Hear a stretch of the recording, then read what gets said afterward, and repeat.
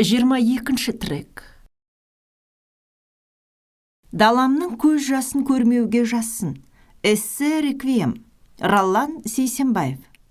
Мына үлкен ағаш сандықты көрдің бе? Бұл менің сібірлік досым Шоқан Уәлихановтың сыйлығы. Сондықтан да ол маған қымбат. Қолжазбаларымда, хаттарым мен аса қымбатты естеліктерімді осында сақтаймын. Федор Достоевскийдің әйелі А.Г. Достоевскаяға Шоқан өлгеннен соң 1865 жылы айтқан ескерту тілегі. Ғасырлар бойы қазақтың түбіне жетіп келе жатқан үш басты пәлекет бар. Оның бірі даңқ құмарлық, екіншісі намыссыздық, үшіншісі жалқаулық. Осының үшеуі де ел билеген бай шонжарлардың басынан табылады. Қазақ бойында бұдан өзге де ессіздіктер толып жатыр. Қара халықтың пәле-жалада шаруасы жоқ. Пендешіліктің бітпейтін күйбің тіршілігінен бас көтеріп, ойлауға мұршасы да жете бермейді. Елбасылары даңқ қуып әуре, шенеуніктер пара алып әуре, қара халық жан бағып әуре. Дәл бүгін Дешті Қыпшақ даласында бұдан бөтен әуре сарсаң жоқ десе де болғандай. Даланың тыныс тіршілігі орыс патшасының құзырына ауысқаннан бері қазақтың күйі сары сақалдардың қолына көшкен. Өз ритм ырғағынан айырылған халық жоғалған халық. Өз ырқынан айырылған халық тірі өлік. Шоқан бүк түсіп қазақ үйдің ашық есігінен далаға көз салып сұлық жатыр. Алыстан алтын емел тауы көрінеді. Оқып отырған кітабын ақырын жаба беріп, қайтадан қазақы тірлік туралы толғанысты ойға берілді. Қара қазақтың қамы үшін болыстыққа таласып еді, болмады. Дала тағылары орысша бауыр жазған төре тұқымын қатарларына жолатпады. Аса талантты түз ұлын патша офицерлерді шетке қақты. Артынан сөз жүгіртті, сырт көзде қорлауға барды. Ашық қастандық жасады, жолын бөгеді. Құдай жалғыз, Шоқан жалғыз, Дешті Қыпшақ даласы жалғыз. Жоқ, сайын дала жетім болатын. Ертеде қозы көрпеш Баян сұлу мавзолейінің түбінде отырып ойлаған күпті ойларын есіне түсіргісі келді. Жол күнделіктерінде көргені туралы жазу бар да, сезгені туралы жазу жоқ. Қазақ елі туралы, Дешті Қыпшақ даласының тағдыры туралы да толғанысты бір ауыз сөз кездестірмейміз. Патша полковнигі әкесі Шыңғыс жөнінде де мағлұмат жоқтың қасы. Оның неден болатыны Шоқанға да бүгінгі бізге де белгілі. Патша саясатын сақтайтын 3-ші бөлімнің қаһары бәріне мәлім. Ауызды бағу керек. Ашық есіктен желіде байлаулы құлынның өрек буын көріп жатыр. Сауын мезгілі тақағанын сезген құлын бір орында тұра алмай бұлқынысқа түскен. Шаруа әйел ағаш телегін жерге қоя салып, сүйкімді құлынды құшақтап, құлағының түбінен сипалайды. Құлағылын тыншиға алып, ернімен әйелдің иығын түрткілеп әуре. Бұл даланың ерке қимас суреті еді. Даладан тысқары шықса болды, тыныс тіршілігі бөлек, сол даланы аңсай сағынады. Петербурда өткізген соңғы 2 жылда түсінен Дешті Қыпшақ даласы, сол далада еркін күн кешкен қазақ жұрты бір шыққан емес. Бұл аңсау атты қасиетті дерт болатын. Дүниені еркін жаулаған, Рим империясын тізерлеткен Атилланың, Мысыр мемлекетіне билік жүргізген, мемлекет тілін Қыпшақ тіліне көшірген Мәмлүк бейбарыстың туған даласын сағына аңсап ақырған сәттерін Шоқан жиі еске алады. Өзге елде сұлтан болғанша, өз еліңде ұлтан бол деген қағида ойды қазақтар бейбарысқа тілейді.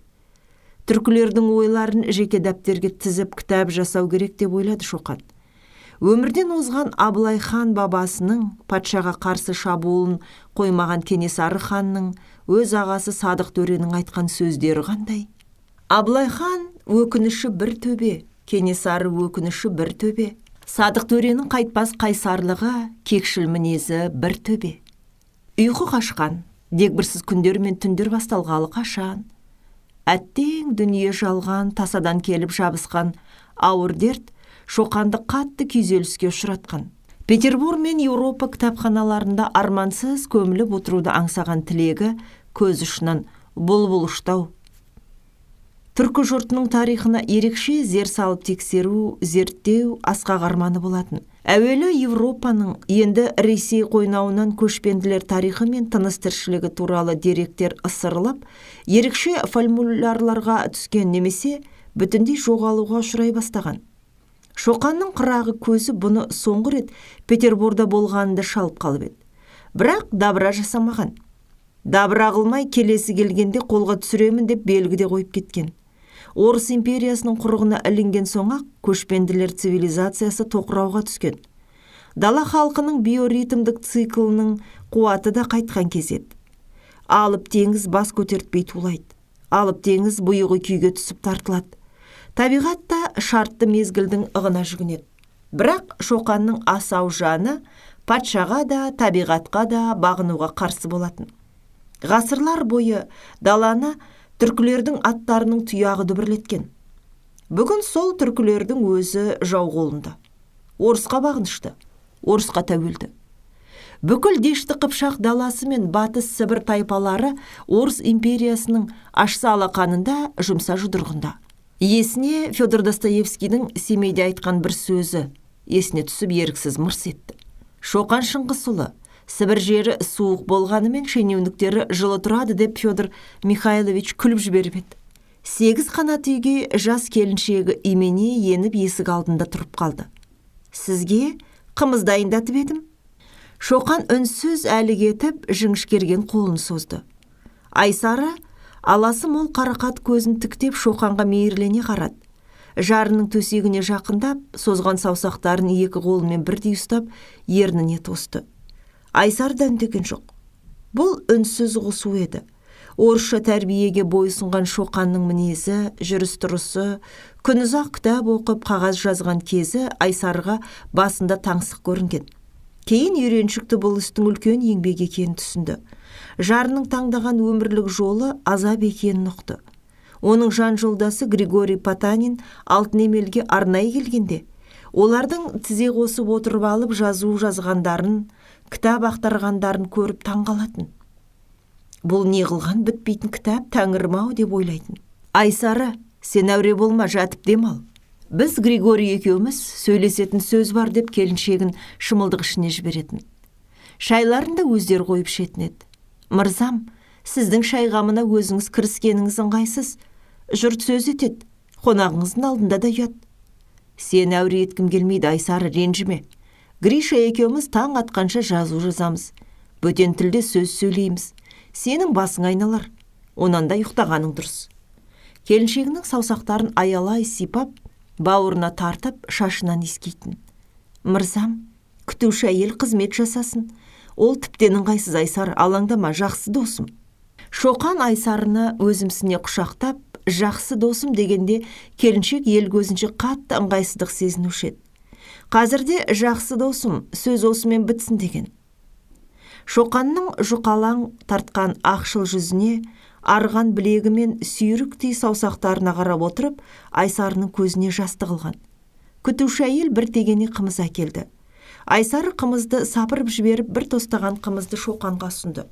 Шоқан басын көтеріп, арқасын керегеге тіреп, тостағанды қос қолдап ұстап, салқын қымыздан екі шорттап тостағанын дөңгелек үстелге қайта қойды.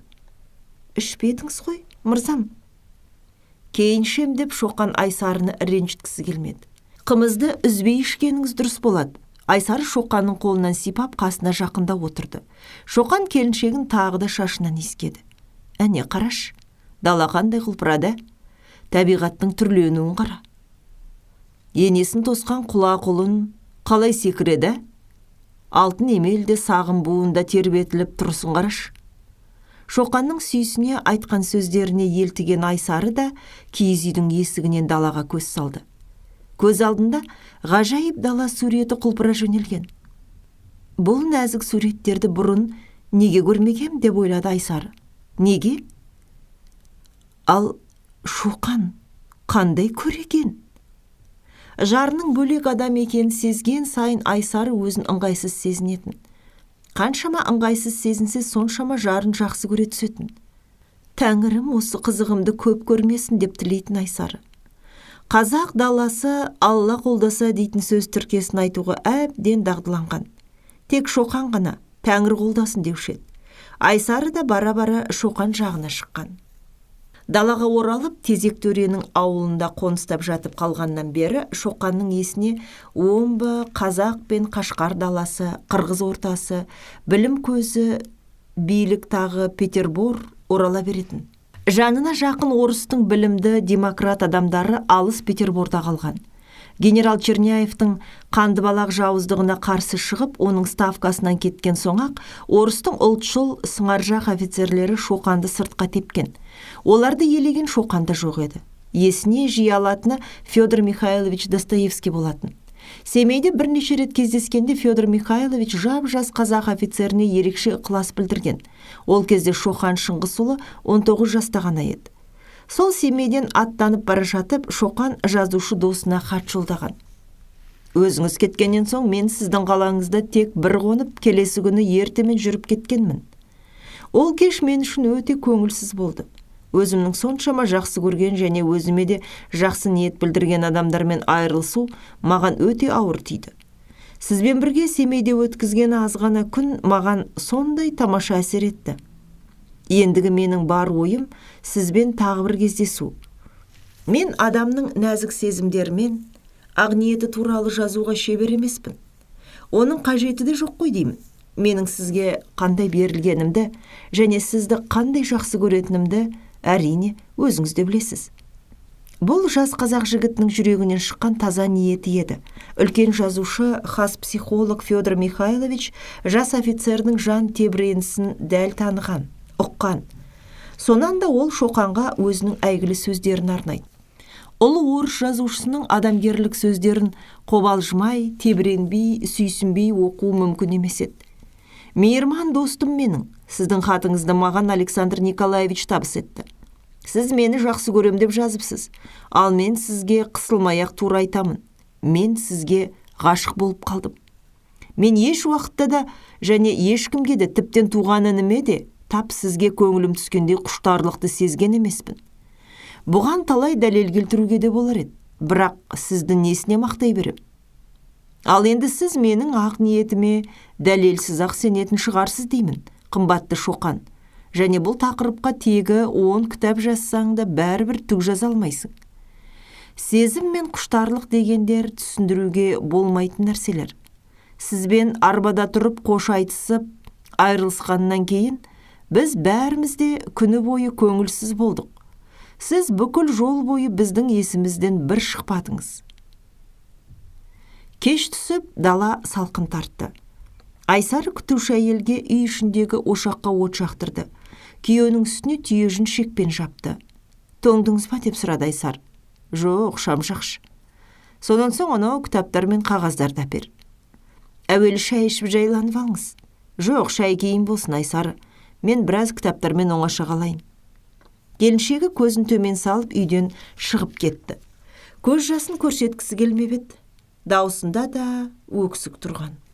Өзін өзі аямайды. Аяу жоқ қой. Дәл қазір ана қалың кітаптар, таусылмайтын ақ қағаздар не керек? Қымыз ішіп, далада серуен құрғаннан артық не бар? Көк жорға атына отыруды да қойды. Тіпті оны бүтіндей босатып, жылқыға қостырып жіберді. Шоқан сонау 1856 жылдары Құлжа экспедициясы біткен соң жасаған Құлжа қаласының жоспары, Қытай империясының батыс өлкесінің картасы, Балқаш көлі мен Алатау жоталарының арасындағы кеңістіктің картасы сияқты еңбектерін тағы бір қарап шығуды ойына алып еді. Оған денсаулығы мұрсат беретін емес. Әрқилы тілдердегі ескілікті карталарды да салыстыра қарауда болатын. Қазақ елі мен Орта Азияның географиясы мен этнографиясы туралы көлемді материалдарды қарастырып шығуының өзі де үлкен ерлік еді. Өкінішке орай сол құрастырған еңбекті кітап қылып шығаруға мүмкіндік болмады. Сол еңбек бойынша география қоғамында Шоқанның оқыған лекциялары қызғылықты өтуші еді. Шығыс Түркістан, Тянь-Шань, Қырғызстан туралы айтқан еркін әңгімелері мен деректі тарихи оқиғалары аса қатты қызығушылық тудыратын. Бұл Шоқан Шыңғысұлының Ресей астанасында даңқ асқақтап тұрған кезі болатын. Көне карталарды ақтарып отырған Шоқанның көздегені Дешті Қыпшақ даласының нақты картасы мен тарихын көне заманғы жазбалармен салыстыра отырып қайта жазып шығу еді. Бұл бабалар жолын саралап, ақиқат тарихты жазуға құлшынуы болатын. Бас штабтың ғылыми комитеті Шоқаннан Қытай империясының картасын түзуді сұрады. Ал бірақ бас штаб Шоқаннан Дешті Қыпшақ даласының тарихы мен картасын түзуді сұраған емес. Кенеттен жабысқан науқас Шоқанның бар арманын қиып түсті. Дешті Қыпшақ даласын бас штабтағы ұлтшыл орыс офицерлері Евразия деуге күш салған. Славяншылдық пен батысшылдықтың ортасында малтыққан орыс империясының халықшылдық ұмтылысы даудамайға толы. Дешті Қыпшақ даласының тыныс тіршілігін таратып жазған Лев Гумилевтің өзі де Евразияның не екенін түсіндіре алмаған. Бабалар жолын қағаз бетінде бекітіп жазып кетуге Шоқанның денсаулығы жетпеді. Өкінішті. Сол кезеңде оған Шоқаннан бетер өкінген ешкім болмас. Арманы өлген адам, өлі адам екенін, Жетісудағы Алтын Емел тауының бауырындағы Тезек төренің ауылында шалажансар күй кешкен Дешті Қыпшақ даласының сұлтаны Шоқан Шыңғысұлы Уәлиханов анық ұққан. Сол ойы оны көрге жетелеген. Өзі де таусылуға тақау тағдырына өзі өшпес өрт қойған. Қолға алған ісіңізді тастай көрмеңіз деп жазады Федор Достоевский. Сіздің мәліметтеріңіз өте көп. Сахара туралы мақала жазыңыз.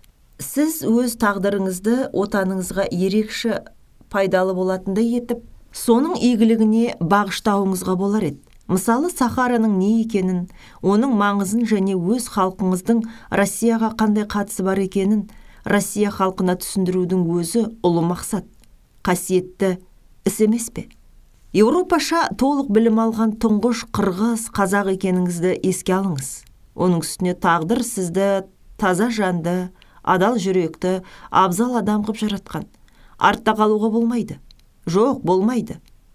Шоқанға адал қараған орыс достары оны ешқашан сатқан емес. Жас қазақ сұлтанының бойынан үздік адамгерлікті, терең білім шуағын таныған орыстың ұлы жазушысы Федор Михайлович Достоевский де онан бауырын жазбаған. Сонан да жазушы жас досын рухтандыра түседі. Батыл, белсенді іс-әрекетке шақырады. Мен сізді сондай жақсы көремін. Сіз туралы және сіздің тағдырыңыз туралы ұзақ күндер бойы ойланам. Әрине, сіздің тағдырыңызды мен тек өзімнің қиялымда ғана мәпелеп әлпештеймін. Бірақ сол қиялдарымның ішінде бір шындық бар. Ол шындық. Сіздің өзіңіздің, дәл тайпаңыздың ішінде еуропалық білімге тұңғыш қолы жеткен адам екендігіңізде. Тек осы оқиғаның бір өзі ғана ғажайып нәрсе, және соны ұғудың өзі сізге көп міндеттер жүктейді. Қош болыңыз, қымбаттым, және өзіңізді құшақтап, оң қайтара сүюіме рұқсат етіңіз.